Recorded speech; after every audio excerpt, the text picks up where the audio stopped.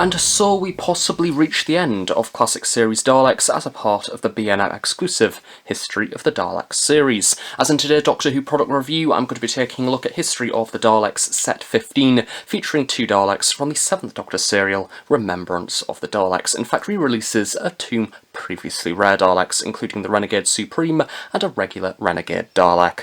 You know the drill by now. Let's take a look at the Daleks in the box before taking them out of the box. Once again, this is of course the second wave to sport the new blue 60th anniversary style guide, and it looks absolutely stunning. This is of course History of the Daleks Set 15, rather fittingly from the 1988 serial Remembrance of the Daleks, of course Doctor Who's 25th anniversary season. The B&M limited edition sticker is presented in all of its shiny embossed glory. This set is of course a part of the 5.5/14cm scale collector series, and it features 1 Supreme Dalek and 1 grey Renegade Dalek. Bottom of the box states that these Daleks are from the 7th Doctor era. And once more, I'm really loving this unique kind of purpley hue that has been given to this set. Of course, each Doctor has a different shade of blue or purple. For some reason, the 6th Doctor era is yellow, as I mentioned within the review of the new series Daleks. No idea why, but side of the box continues the lovely purple and white design, and the same can be said for the opposite side as well. The vast majority of the company information is presented there on the bottom base of the box, and tilting the set upwards does of course reveal this lovely white background along with the different variation of 60th anniversary Doctor Who logo. We have a continuation of this lovely vibrant design. We have a little bit of behind the scenes about the Dalek props themselves from 1980s Doctor Who, as well as a story synopsis for Remembrance of the Daleks. Just for the fun of it, one of my local B&Ms decided to put a secondary barcode on, because one barcode is not good enough and now I can't take it off. And I'm really frustrated that I didn't spot this before purchasing it. As I mentioned within my other figure reviews from this wave, the packaging does also sport a change which I really welcome. And that is the fact that the entirety of the cardboard box is now corrugated, meaning it's generally a lot sturdier. Not only does this protect the product, it also maintains the packaging and makes it look better. In particular, this bit here was always ripped on the previous wave. Same can be said for this section as well, so the change is incredibly welcome. Down note, however, for those of you who have seen my previous reviews, you know exactly what is coming. This wave continues to use the singular tray to house both of the Daleks, meaning that it is fastened to the back of the display box. This does of course mean that once the Daleks are taken out of the packaging, you can't really put them back in again. I really do think that this detracts from the overall appearance of the product itself. It makes it feel more like a toy rather than a collector's item, but also the way that the Daleks are sunk to the back of the box, it makes it really difficult to spot quality control issues. It is only fair, however, to mention that this singular plastic tray has been used to reduce plastic wastage, therefore being better for the environment, but in turn it's kind of sacrificed the appearance of this set, which isn't the best for collectors. Once you've slid the tray from out of the box, it does reveal a little bit of a better look at that blue vortex background. It really makes the Daleks stand out. So let's start off, shall we, with the Renegade Supreme Dalek. I can always remember as a kid I used to think that this Dalek was the classic equivalent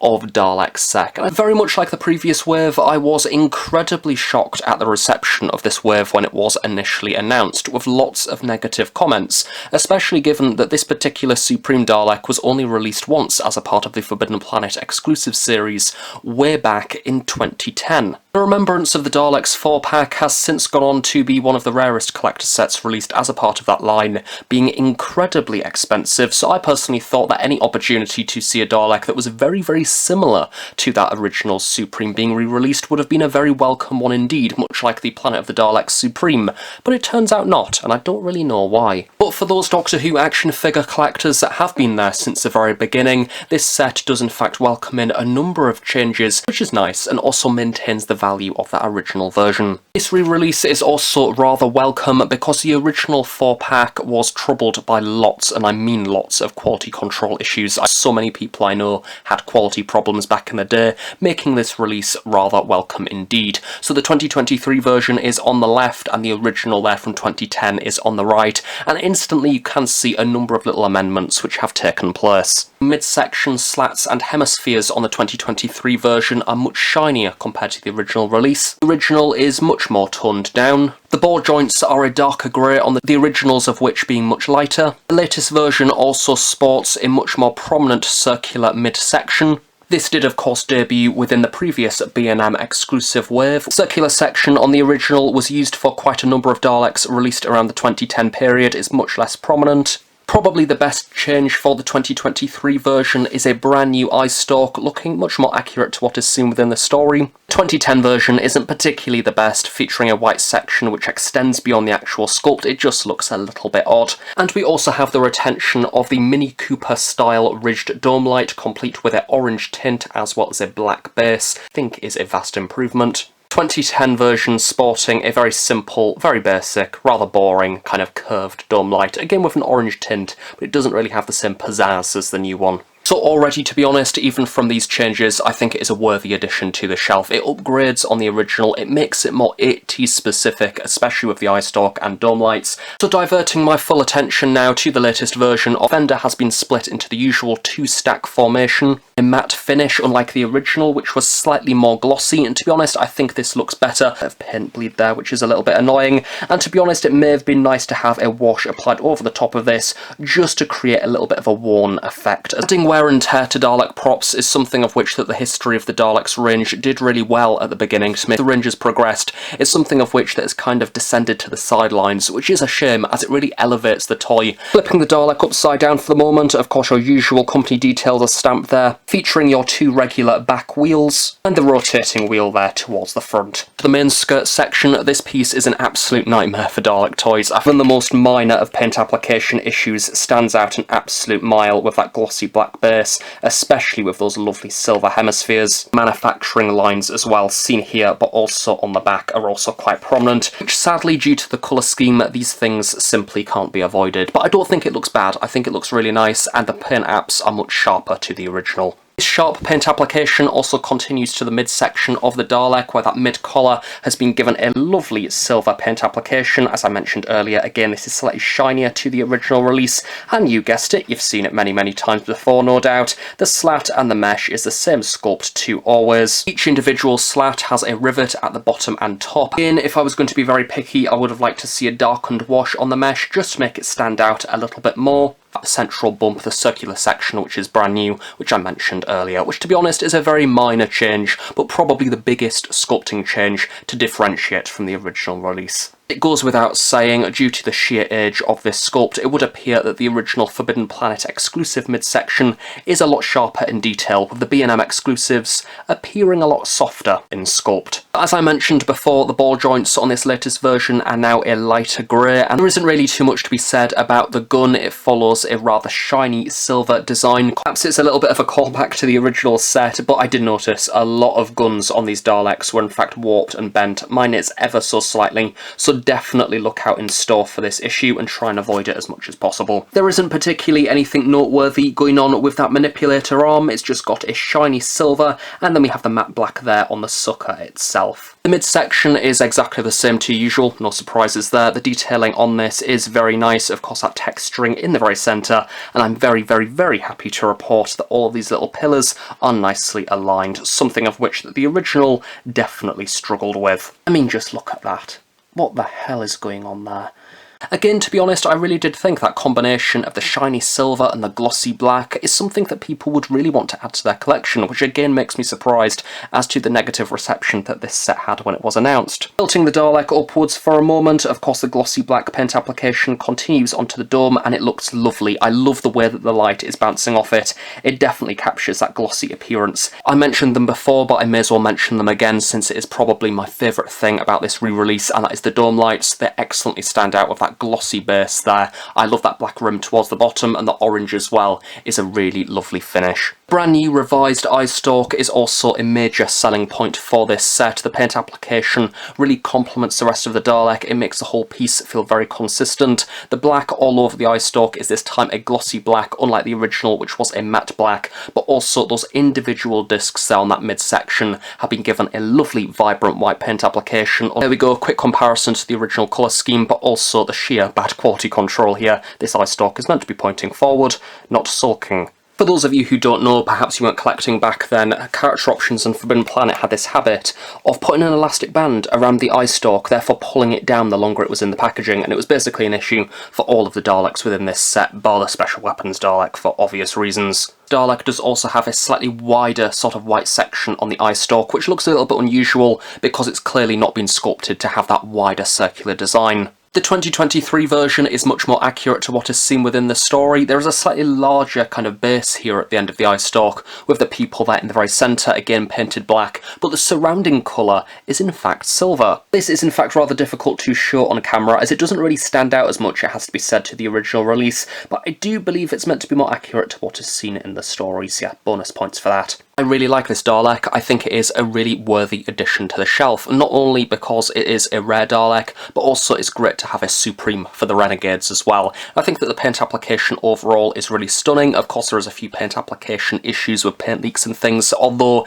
it's not as bad as the original, therefore it is an improvement. But also the amendments which have taken place are either very, very subtle / borderline unnoticeable, and the ones that are noticeable, such as the eye stalk and the dome lights, are superb and make this Dalek very 80s specific, so even if you have the original, there is still things to credit about this release to make it a worthy purchase. Next up for this review, we have a Renegade Dalek, a very unusual release, and one of which that I was really undecided about when the set was initially announced, because the colours are so different to the original version. Delving right into that comparison, there is a lot of difference here. To be honest, they look like two completely different Daleks. Again, the Renegade Dalek debuted within the Forbidden Planet exclusive Remembrance of the Daleks 4-pack in 2010, and it was later re-released as a part of the Toys R Us exclusive 50th anniversary Dr. Dalek 2-packs. Going over some of the glaring obvious differences, again we have the use of this latest midsection that debuted with the Necros Dalek. The original is much less prominent and more circular. The latest version has mesh in between the slats, which was a retool that came after the debut of the original Imperial Dalek, sculpt of which that was also present on the original Renegade Dalek, featuring no mesh in between the slats. Fender on the original was indeed one solid piece, whilst the newest version opts for the 2-stack formation.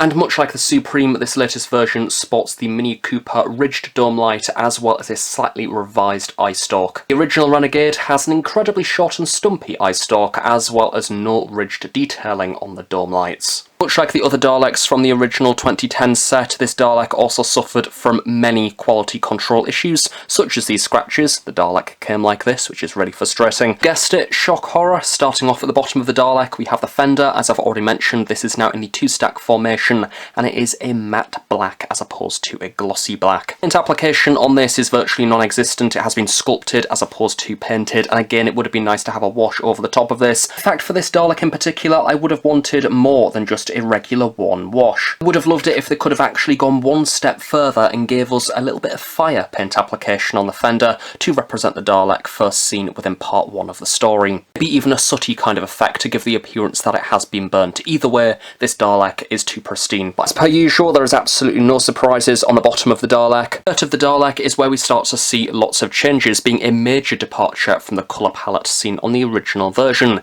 Instead, going for matte black hemispheres with the accompaniment of a light grey base, and this is unusual to say the least. Where credit is due, I actually think that the hemispheres have been really nicely painted this time round. Out of colour means that any paint leak whatsoever will be very easy to spot. But the odd smudge here off to the side, as well as of course this giant manufacturing line running down the middle as well as at the back, which isn't particularly too sightly but can't really be helped. As always with these figures, I highly recommend going into store, hand-picking the set that you want in order to avoid quality control issues if you are able to do so. A little bit of a reminder, the previous colour scheme, to be honest, is more akin to a Resurrection 5th Doctor era Dalek. I do kind of see what they were going for when they were colouring this Dalek. I think it somewhat works in certain lights. I think it completely depends what scene of Remembrance of the Daleks you look at. When you place this most recent 2023 Dalek alongside some Destiny Daleks, that you start to think, maybe it is a little bit too light grey. So whilst I do actually like this Dalek, I think it looks really nice, I do think it should have been a shade or two darker. Of course, you have have this black collar there running around the entirety of the Dalek, and much like the hemispheres,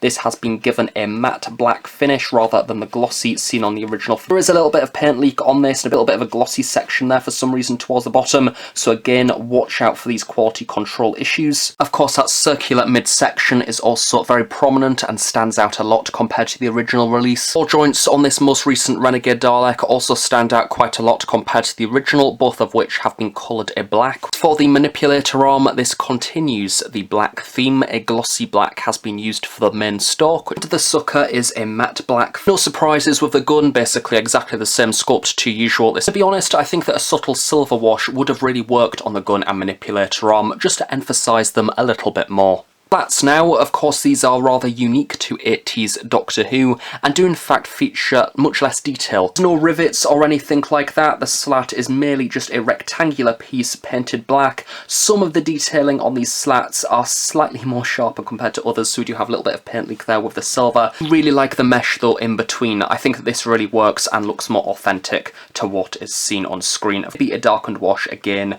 would have brought more attention to this. Neck bin of the Dalek is the same as always. Again, no surprises here. Nicely sculpted and painted as per usual, lots of the same texturing. Happy to see that the stacks going up the middle there again are nicely aligned, continuing that lighter grey finish. The same can be said for the dome of the Dalek, the continuation of that rather questionable but nice lighter grey. Dome lights are a highlight of this Dalek. Great to see the return of the Mini Cooper ridge design, that lovely black paint application towards the base, nicely separating the light itself from the dome. This time they aren't orange or anything like that, it's just a standard clear plastic. As for the eye stalk itself, this is the same sculpt to what we've already seen with the Supreme Dalek, but this time we have a matte black that is used for the main base colour from the very tip of the eye stalk to the base there. We also have the individual discs in the middle. These have been nicely separated, highlighted with a silver paint application, which is rather snazzy indeed. The tip of the eye stalk has also received some silver colouring, although I'll be honest, due to the lighter grey used throughout the rest of the Dalek body,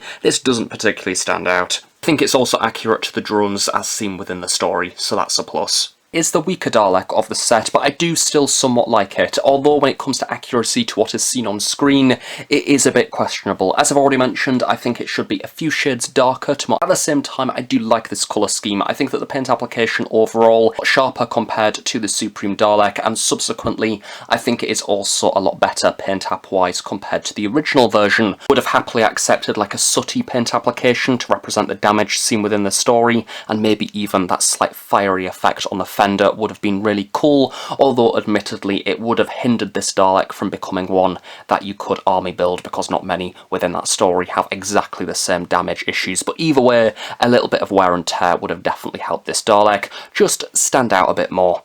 Don't get me wrong, it is still a good set, it's just a bit hit and miss. The Supreme Dalek is definitely the best, but I love the use of the 80s dome lights and the revised eye stalk. It's nice to have that effort put into this set, and it's also nice to have the Renegade fraction being represented on the shelf, especially after the re-release of the Imperial Daleks a few years ago. So overall, what do I think of this set? It is a mixed bag. The Supreme is a vast improvement from the original, not because it's much different from the original, but simply because the quality control is so much better. But I think those changes that have been made are really, really worth it. I love the fact that the silver is much shinier, it really makes the Dalek pop, but also that new eye stalk and the dome lights really add to the figure and make it more 80s specific. The Renegade Dalek is a bit unusual. I think that the paint application kind of works, although I think it's probably a shade or two too light. I think that the use of the detailed midsection is also a lovely inclusion. It's definitely a unique Dalek, and again, the eye stalk and the earbulbs really add to the piece,